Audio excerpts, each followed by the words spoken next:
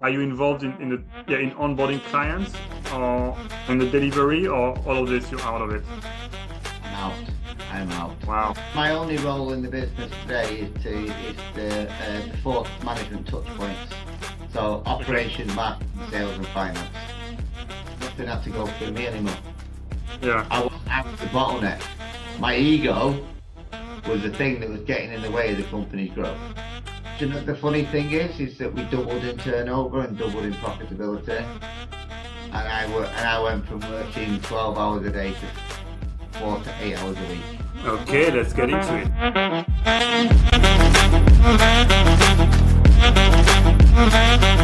I mean, we'll start with we'll go back to the beginning of this journey, and I think it's like 2015 when I first got my first ever business coach. So I've owned my business since 2010, and I got my first ever business coach in 2015. And up until that point, I did everything. You know, it was me and maybe 4 or 5 guys.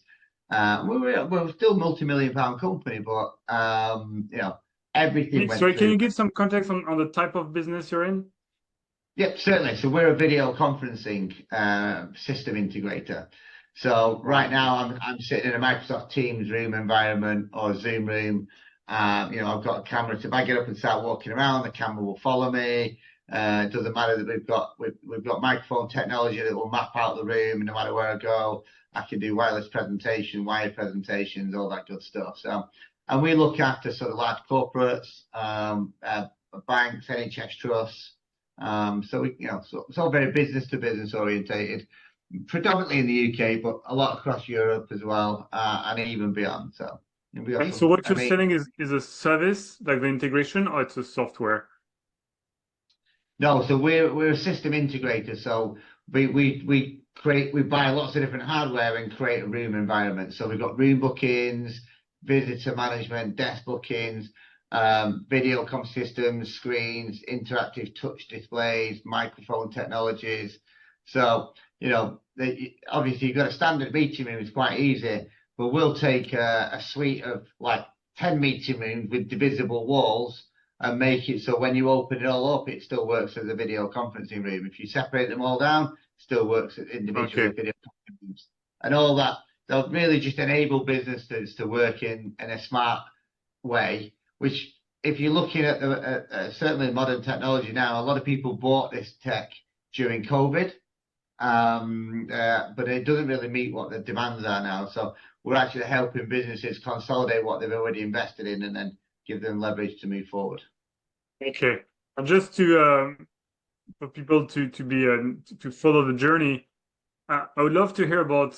So you're doing a service that is that requires a human capital, so people to actually set up those virtual rooms, and you've managed to step out of this, and it requires a lot of expertise, which is what's really interesting to see how you've handed over this expertise.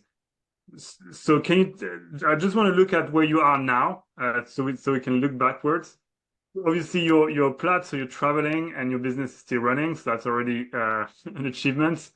But in the day-to-day, at this stage, clients getting in without your involvement. Are you involved in onboarding clients or in the delivery, or all of this you're out of it? I'm out. Wow. So my only role in the business today is the 4 management touch points. So operations, marketing, sales, and finance. So you have your leadership team, and you're collaborating with your leadership team, and they execute. Yes. Okay. So I think that's a dream for a lot of people, and we really okay. Get into it. So how did you get there?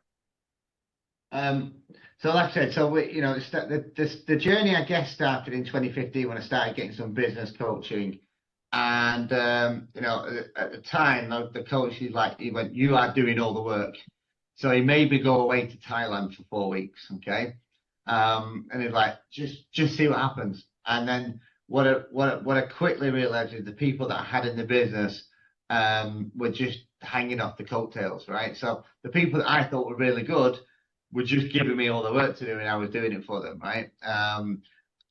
Which was a massive, huge eye opener. So when I disappeared for 4 weeks and then just off, let's see what happens. Now the business, if I'd have just gone there and then, it would have collapsed on its backside. But it was a great eye opening experience because it gave me some visibility on who I thought my key leaders were within the business and who I actually needed to bring in. So then if you look at the next sort of 3 or 4 years, there was a significant change in the way that I operated the business as a whole, more about bringing in people and my leadership style. So, I was very much a gung-ho leader. I'm at the front, follow me, keep up. I'm changing directions and you still got to keep up with me. So I disc profiled about 2017 as well, and then getting an understanding for where I sit within that disc profile, and then disc profile my team, my entire team, and create a disc map, getting an understanding for where those people were. That was a really powerful tool because it gave me an ability to communicate with them by meeting them where they are, rather than previously it was like, come with me, right? Yeah. And that's not the way to lead a team. And I've only ever worked in small businesses, and I've not got any formal training. I just, I'm good at what I do, and I grew the business off my skill within the technology. So that key was getting a disc profile, understanding how to change my leadership style was quite important. We're then going to fast forward a little bit to February 2020, when we predicted, we saw what was happening with COVID. We shut the office a month early. We saw it coming. We knew what was going to happen, so we shut the office a month early, and I took 6 months off work, and I let the team operate the business in a reduced capacity. Obviously, we're a video conferencing company, so we had the ability to go and install video conferencing. We were doing work within NHS trusts and hospitals, etc. So we were still operating, but I actually took 6 months out of the business completely and allowed the business or the team to do what needed to be done at that time. Now, obviously, it is a very much reduced capacity. But out of the 4 people that stayed working within the business, 3 of them really flew, and the one that I expected to do really well folded completely and just melted into the background, which is great because it then that gave me a visibility for who was able to cope with the stress. So then as I came back to the business in sort of in 2021, and then as the world came back up and our demand really grew, I then was back in doing sort of 12 hours a day, and still heavily involved in client acquisition, still heavily involved even in deployment, and it was quite stressful. But we improved our systems and processes significantly. So I had somebody who worked within the team. She basically runs the business for me now, and but she's very system orientated. So she built a lot of systems within the business. And I supported her in that.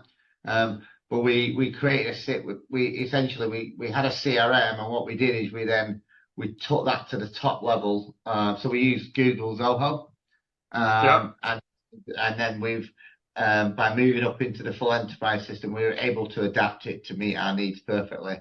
So now, from the point of lead acquisition, the point of actually doing an email campaign or a marketing campaign, that sits in there right the way through to invoice, through to ongoing service and maintenance. Everything, all the workflow goes through that CRM consistently, and there's no shortcuts out of it. And that is the way we operate our business quite a lot. So that's information system. So it's very it's very technical. And did you set up as well a system to share information with the team, or to set up goals or the recurrence of the meeting? This kind of leadership architecture and how the information flows Well, up until so like I say, up until January 2023, it was still very much fly by the seat of our pants as a team. We collaborate, so we have an open plan office. So there's no meetings, no offices. Everyone's just open plan, and we just collaborate on the fly constantly. Okay. But we've got a chef. We work from home. We work from wherever. I travel a lot. So even before I was a platinum partner, I still used to travel a lot. Okay. I enjoy being away and getting some sunshine. Right. I live in Manchester. It rains a lot. And we use Teams, we collaborate on Teams. At the end of the day, we're a video conferencing company. I've been doing video since 1999.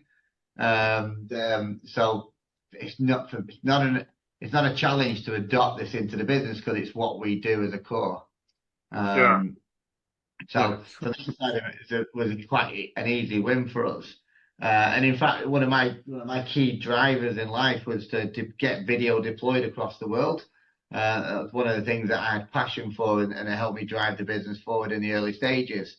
Obviously, now everyone uses video on a day-to-day basis, so now it's about adapting that to people who have high-quality video conferencing in all of the meeting rooms. So it's a Yeah. slight adapt. I can't help but ask because obviously I mean, there's been a shift in 2021 that you can, like a cultural shift in terms of working remotely and working from office. How did that impact your business? Like, were you well positioned to jump on this trend or? Um, We were, however, a bit of a challenge. So we were working with a company called Lifesides, and actually we were one of their global strategic partners. And unfortunately, when Zoom and Teams gave it all away for free during COVID, Lifeside, Yeah. no. And I know this is going to get shared with other people, but I'll be vulnerable. I turned Zoom down and said, no, I'm not interested in your technology. Lightside had backed me and helped develop us, and I felt like I owed them some loyalty. Mm. And in hindsight, that was an expensive mistake. But Okay. it is what it is. It's a great learning. Yeah. And one of the things that we learned, so whilst we didn't embrace Zoom right from the day one, we have embraced Microsoft Teams room systems. So now we've got some huge customers, and we're deploying hundreds and hundreds of meeting rooms across the country. And we're now seen as one of the leading experts in the field in the UK market. And so we turned down Right. Zoom, but we've ended up somewhere else and Microsoft are going to win in the long term, right? Because they're on the desktop. So Yeah. You bet on another horse, and I mean, at least you're the expert on Teams, right? There are probably a lot of providers on Zoom, I guess. yeah, well, I mean, there's a lot of people that can do it on Zoom, but the fact is most corporates will run on Teams. Mm. And it's smaller enterprises and individuals that run on Zoom. But the fact of the matter is, I'm in a Teams room and I'm still talking to you now Yeah. on a Zoom call. So we know how to make it work, and we can connect Google, Teams, Zoom, Cisco WebEx from any endpoint, and then we can also hook in things like your Ring Central. So it doesn't really matter what the technology is anymore. But I digress. This is Okay. not a sales. Apologies. Yeah, sure, Um, sure. No, I was interested myself. yeah. Yeah, but going back to Um, your internal organization, any other big shift happened, whether it was in terms of mindset or in terms of process? Yeah, so well, for me, the key was I went to David Destiny 2022. There was a huge mindset Okay. shift, huge mindset shift. About the way I was living my life previously to being exposed to Tony, I'd gone through some my personal challenges, a divorce, what I thought was an expensive divorce, and all the rest of it, and that impacted on the way that I was running the business anyway. So I was working so I wasn't thinking about other things. So David Destiny 2022, massive mindset shift in me as a personality. and a move from, the old me, and then I attended Business Mastery in January 23, and that was a game changer for me, because I looked at the 7 forces and I implemented that in the business. And can I just ask about Date with Destiny? What was the shift? Was it like your vision change, or the vision of how you want, of like your why, like how you want to spend your time, or um, what was the leverage for you to make those changes? Because it's so hard for people to get their head out of the day to day. So I'm wondering what was the shift about. Um, the way that I spent my personal time, right, and the way that I Okay. entertained myself, right, heavy drinking, lots of parties, the people that I hung around with, were just it was all detrimental to me in the way that I lived my life. And so I walked away from Date with Destiny with this, right, my number one goal in life is to be an outstanding role model for my kids, right? Wow. And in order to be that person, you've got to be there for your kids. You have to be, dependable and all those good things. So for me, there was just that huge change in what I was doing. So like I said, I've gone from working all these hours, which was my refuge from thinking about the pain that I thought I was in, from the financial settlement of the divorce, and from the heartache from being separated from my mother and the kid's mother. I've got four boys, and that was a very, very challenging time in my life. And Tony just gave me some skills where I go, well, okay, well, that's all right. That's part of the journey. And now we Yeah. just choose not to live that way anymore. And now we focus on the positive. So, and my ex-wife gave me 4 beautiful children. She financially challenged me to the point where it led me to find Tony's World. And finding Tony's World has now put me in a beautiful place where we're having this conversation, Alexis, right? So, Beautiful reframing. Financially challenged you. That's yeah. what you needed to. It was. You know what? I was so comfortable. I got my business to a certain level, and I was like, I was working hard, but I wasn't really trying to make any more money. I was just Yeah. regurgitating. Yeah. So I went to Business Mastery in 2023. I made a decision at Business Mastery that I'm going to become an owner, not an operator, and made some restructures within the business. So I had an operations manager, so I turned her into a COO. So she now had become a director of the business. Made a couple of other shifts in changes in the personnel, not different people, but just realigned some of the responsibilities, and made it so there's a leadership team. So I've now got an operations manager, a finance manager, a sales manager, a marketing manager, and then giving them the empowerment and then to work together collaboratively, so that everything doesn't need to be run by me. I don't need to make decisions. And the funny thing is that we doubled in turnover and doubled in profitability. And I went from working 12 hours a day to 4 to 8 hours a week. Wow. And so how quickly did you do that? About 6 months. Okay, 6 months. And And I was know the why. change? Sorry? I know why. Okay, let me know. Nothing had to go through me anymore. Yeah. I was the bottleneck. My ego was the thing that was getting in the way of the company's growth. Yeah. And the minute you let go of that and go, right, well, you can make a decision just as well as me. Basically, I'm only going to do what you tell me to do anyway. So, within reason. And let's face it, one of the great lessons that I learned actually was the key distinction of don't expect people to make decisions right 100% of the time. Yeah. I don't. When I make a mistake, it costs me money, but I learn fast. So don't expect other people to be 100% right all the time. You got to give them the leeway to make a 60-40, 70-30 You know, somewhere between 60 and 70%, I'd like their calls to be good. But then they will learn and develop that over time as they've got more experience that I've built up over the years. Mm. Because they're sharing the responsibility, they're a lot more focused on their area of expertise. So they're making decisions based on what they're more skilled in, where I was making decisions across a wider spectrum. And that was, I mean, I had to be involved in everything all the time. And to make decisions on a deep level, you've got to be involved in it. So it takes a lot of time and so it slows you down. So by taking taking myself out of the decision making at a deep level and allow them to come to me and go, this is the decision that I want to make. This is the reasons why I want to make it.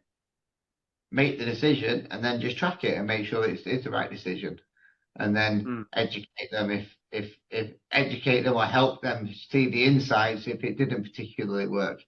But generally, I didn't see any I didn't see any drop in decision-making performance. And if anything, it improved across the board. But the most important thing was speed. Things happen faster. Yeah. Customers, change happened faster. So one of the key drivers for us was about driving, the search for raving fans. Yeah. Where we were constantly seeking validation from our customers for the services that we provided. What I didn't expect, what I didn't see to come from that, as much as getting that to tell other customers, the staff absolutely adored seeing all these wonderful praiseworthy comments coming from our clients to them. So I used to praise them, but it doesn't carry the same amount of weight as when a customer rings up and I got one to, to give you an idea. This one landed. This one landed today. Just wanted to extend a huge thank you to Faraz for coming to the site and troubleshooting all our go brights. We would not have discovered the potential code without his knowledge and commitment. He's a huge credit to Clear BC and just elevates our faith in the service you provide. Yeah. So we're getting messages like that on an almost daily basis now. But we've asked for it, and the customers are giving it. So the staff all feel elevated. So that's that thing. But then I also did one other thing that I've not mentioned, and that is within the UK we've got something called an enterprise management initiative, and what that allows me to do is to ring fence a percentage of shares, and then essentially I can create it's a government-backed scheme where I can future allocate them shares for performance. Okay, like phantom shares, like it's if you sell a share, or is it, what happens if they leave the company before the? So the way an EMI scheme works, and I decide on the terminology and the setup for it, but the way I set it up for my businesses, so I put I think I put 25% into this central pot, okay, and then anyone that's been in the company has longevity within the business can qualify to get a percentage of those shares, but they never actually get a share. What happens is if I exit the business, then I essentially lend the money to buy the shares off me, and then they sell them back to me at the difference. So they get to make they get in the share option at the value of that I get when I gave it to them, but they get the upside of any of the growth that they've built in the business using. And then it's because it's government backed, so the capital gains tax is like 10% instead of Okay. So it's tax Okay, benefit. great. Yeah, it's like the ESOP in the US. Well, it's a similar way to involve or to turn your employees into owners. And with this initiative, did you find them changing their mindset in terms of ownership? I didn't see it initially, so I actually implemented that in prior to November 22. So I didn't see it as being an immediate, but there's definitely, whether that plays all these things, they all play a part. So I think that the way that the staff have seen me develop and growth and being within around the Tony Robbins environment. You know, I've obviously made huge changes. The fact that I know I'm no longer stressed coming into work, I don't worry about it. When I come in, it's like, ah, yeah, and they're all like, why are you here? I'm like, oh, just come to see what's going on, you know. And sometimes they're like, we're really busy. Can you leave, please? I'm like, fine, okay. That's actually probably one of the hardest things to deal with. Is that this is my baby that I built from the ground up, and now I walk in and it's like sometimes I'm no longer welcome. I'm like, okay. Yeah, the need for significance may not be met in the same way, let's say. Like, Yeah, absolutely. Yeah. But then the key thing for me then is then what I then now do with my time. So interesting, like I say, so in the first 6 months and then within the first 12 months, that extended out from, but we doubled in turnover, we doubled in profitability, which was really incredible. We're into our second year now, and I'm seeing some challenges within the business. And the interesting thing is how I now, one of the things, and I'm working with my results coach on this, is that, the old me still in here going, well, just go back in and fix the problem like you used to.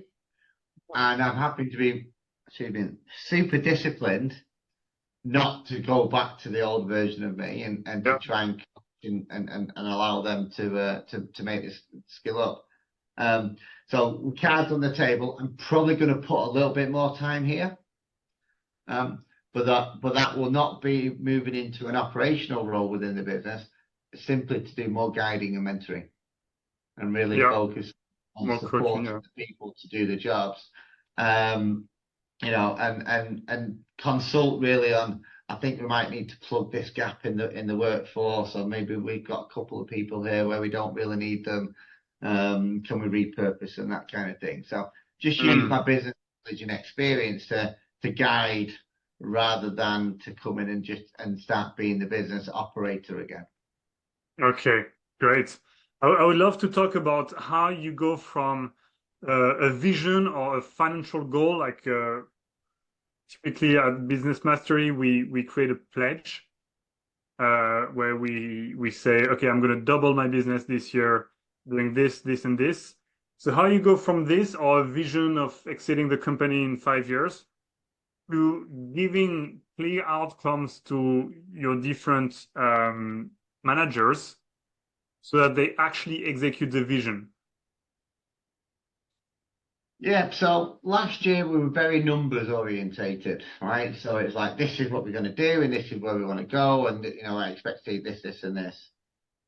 This year, so our year end is at the end of October, so our new year started on the 1st of November, okay?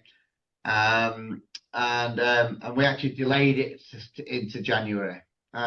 But we very much changed our focus into about simply being outstanding in the service delivery. So rather than it being a monetary base, I'm financially motivated. I'm turned on by numbers. I love numbers and numbers love me. Scott will be very proud. Yeah. But a lot of people, that's not what drives them.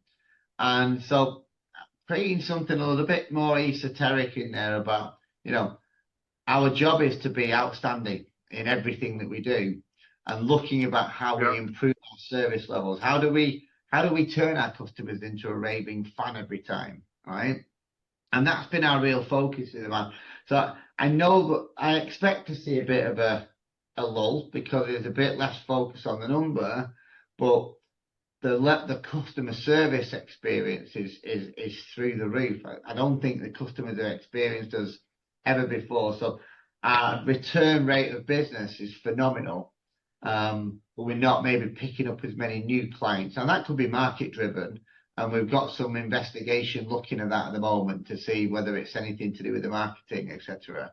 But we're going to be implementing a few different changes and a few different strategies to absolve that. But for me, it's by getting everyone to maximize and optimize, right? So we're looking at where we're spending our money. How do we make sure? And then as Keith Cunningham says, getting the optics on the business, creating standards deep within the business on, from the marketing point of view, from the emails, from number of LinkedIn outreach, number of phone calls made, a number of customer service calls made. So really digging down deep into the data within the business, and by helping the team leaders implement that within their part of the business, they're owning it better because they're able to. They've got better optics on on things that they're supposed to be managing.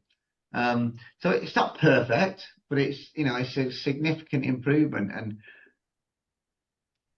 I think for me that now when I'm asking for data, I'm asking for information on in my reports, and I don't look at the data there. I look at it as a month, or I look at it as a week. But they're looking at it on a daily basis, and I'm so that I think giving them clarity on what the standards are that they should be achieving. How many new clients should we be getting? What's our average order value? What's our sales cycle? What's our marketing spend? What's our number of clicks? What's our impression? Get really digging down into all of that.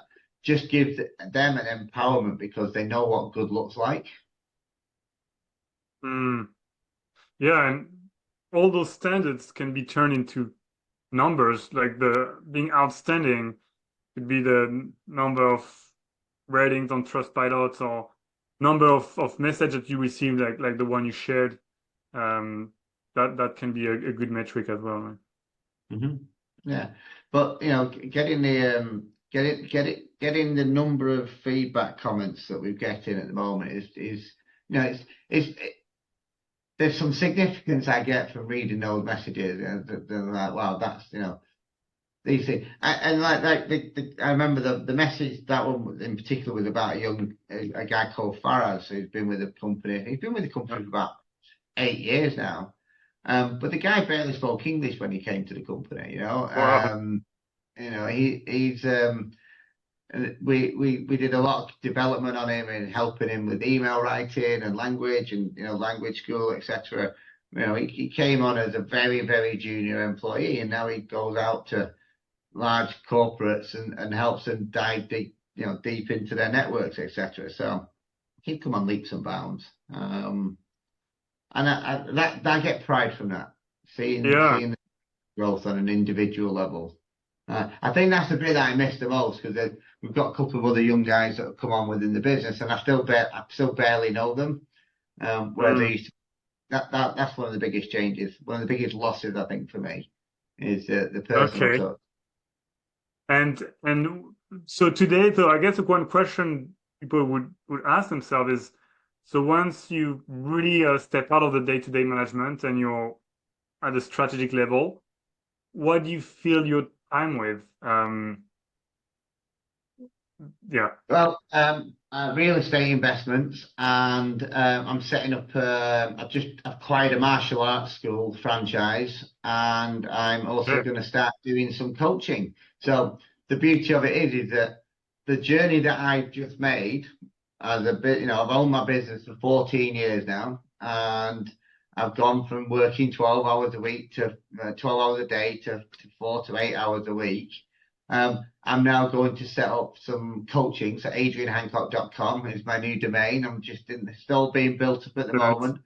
And I'm going to take the learnings that I've taken from Tony and use my practical experience of 14 years, and then try and help other people, other smaller businesses who won't have access to Tony, to give them an introduction to it. That's a couple of days a week, I imagine, and then a couple of days a week doing real estate investing as well. So that's something I really enjoy doing. Excellent. So you get to spend on activities that you enjoy. You enjoy the most. Yeah. Well, I mean, to give you an idea, yesterday I went and did a track day at a racing circuit, and I spent the day driving Lamborghinis, Aston Martins, McLarens. Generally just having a bit of fun and driving around a track and really letting rip. A great bit of fun, right? But you get to, you get to meet some really interesting people at these places, right? And So great networking opportunity as well. Even though that's not what it was. I went to just drive some cars, but I met some really interesting people. So Mm. I want to spend more. I want to spend more time just networking and just really getting to know people on a different level. But when you're working in a business 12 to 15 hours a day, you don't get out much. You Yeah. know. So and obviously we've got all the Platt stuff as well, right? So like I say, so for Platt Finance, we went out 4 days early. We had 26 of us staying in these 3 condos in Whistler, all in the same cul-de-sac. I organised the whole trip, and we had people from all around the world, all like bonding together. We had a guy that was doing like a Wim Hof, he's a Wim Hof leader, so we were doing like Wim Hof breathing exercises. We put a cold plunge out on the back patio, shoveling it on with snow every morning. So it was like 30 odd degrees. It was so cold. Um, that was 4 days on top of what we were not, on what we were Yeah. doing within finance. So just having that ability to go and be 8 hours out of time. And I didn't check in once with what was going on because I know that if they need me, they'll ring me. Amazing. And what is the next step for you in terms of this business? Are you planning to, do you want to reach a certain level and sell it, or what's the Well, vision here? two of my adult children work within this business, so I'm Okay. looking to develop them and groom them. And for me, I want it to become a generational Oh, business. nice. As long as they're interested, right? The minute it's a millstone around their neck and they're like, I don't really want to do this, Dad, then maybe ESOP it or something similar. So let the management team run it and run with it. I'm not sure. But no, I built it from scratch. I remember the day I incorporated, it was me sat at a desk in my hallway at my house, and everything was built organically from there. So I've kind of got some attachment to it. Yeah. Tony will give me a good rollicking, I'm sure, for not. He's like, not, So, but I've got, the beauty of it is everything that I've done today has taken it to where it is.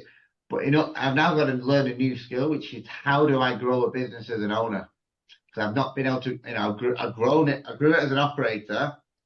It's now run as an owner. Now I want it to step up and grow it as an owner. So there's a whole new set of learnings in there, which I'm really excited. Mm,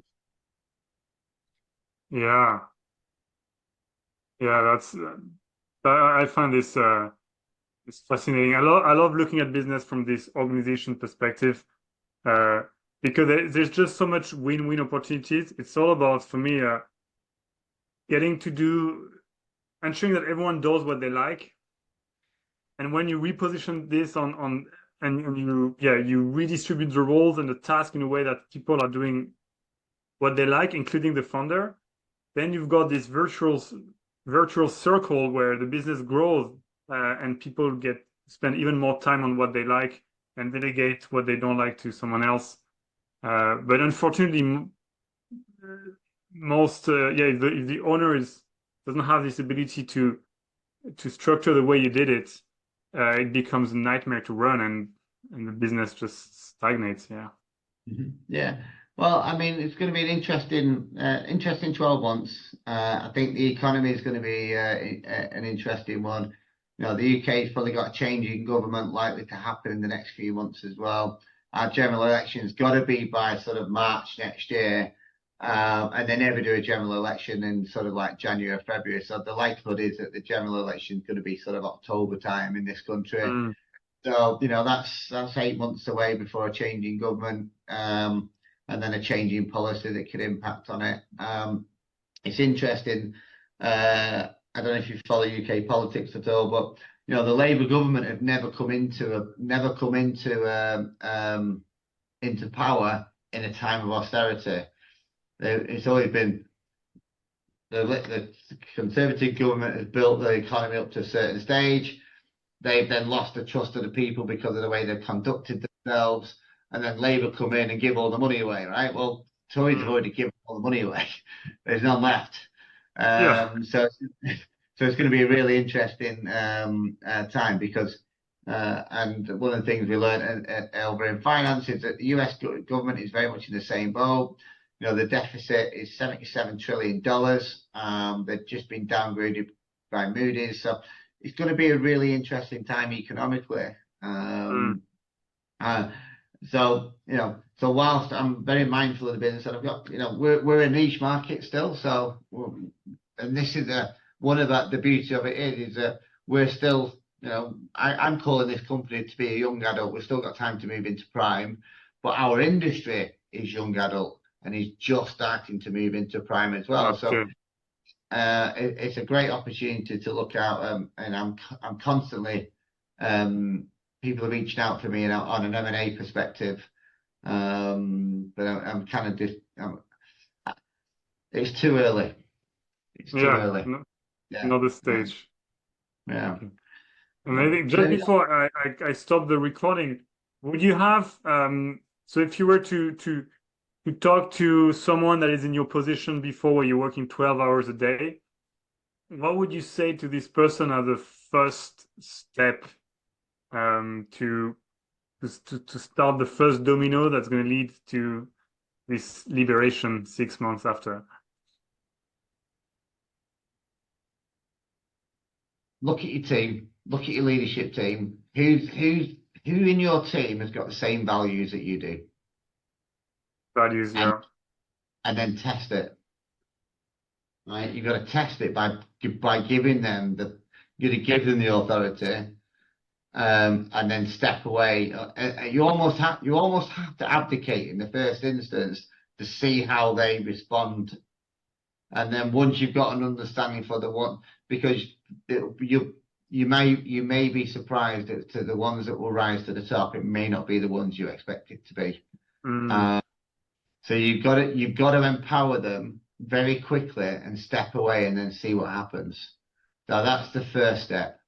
It's absolutely vital. Understanding that the values, and then understanding also, because this is an interesting one, but any of your leadership team, your tier 1 employees, if they're ambitious enough, they're going to go and do it themselves. So if you once you put that onto them, if they then carry it, they may realize they can do this themselves, right? So it's understanding what is underpinning them. Because ideally, you don't want to abdicate to somebody, then they go, well, yeah, we'll go and do it ourselves. So yeah, but that's the first step. First step is to release control and see what happens. Yeah, and yeah, it's super interesting, because what I've noticed is it's really a case of like the person will not take ownership until you let go of it. It's like people, because they see that you care more than anybody else. As long as there is someone that cares more, like your level of responsibilities is sort of limited. But when you know that you're actually the owner, like the end owner, suddenly like you shift your perspective and you're like, oh, that's my baby. And then you have a business made out of small business owners, and you tell them, look, even if you're just in charge of picking up the mailbox, this is your business. And you're in charge of it. And then there's a sense of pride. And yeah, is this like a shift that you've noticed with certain of your management team? Yeah. But they don't all step up, unfortunately. Yeah. So that's a good way to see who's reliant on heavy management, like micromanagement, and who's ready to be a leader that just need to be empowered, and then they do that's self-driven. Yeah. So so one good way to look at that is to do a disc profile. If you've not done one, is disc profile. Disc profile your team, your entire team, not just your leaders, but whatever else that's in the business. Because once you've got a disc profile map, you can see where everyone sits, and it's quite interesting. I'm an extreme DI, right? So I'm at the very top of on the very outside edge, right in the middle between D and I. So I'm a blue sky thinker, but results orientated, which is why I'm always off and coming up with new ideas and pushing forward. So when some of my other leaders, the ones that failed, were the polar opposites of me. And actually, what I found that the ones that stepped up were sort of more mediocre versions of myself rather than on the opposite. Okay. Yeah, which I thought was really interesting. So, because it's easier for me to go and meet them where they are because they're not completely opposite from me. Yeah. Mm. Uh-huh. So understanding the disc profile, I think, is really interesting. Beautiful. Thank you so much. I'll end the recording here. Thank you so much for the valuable insights. No problem.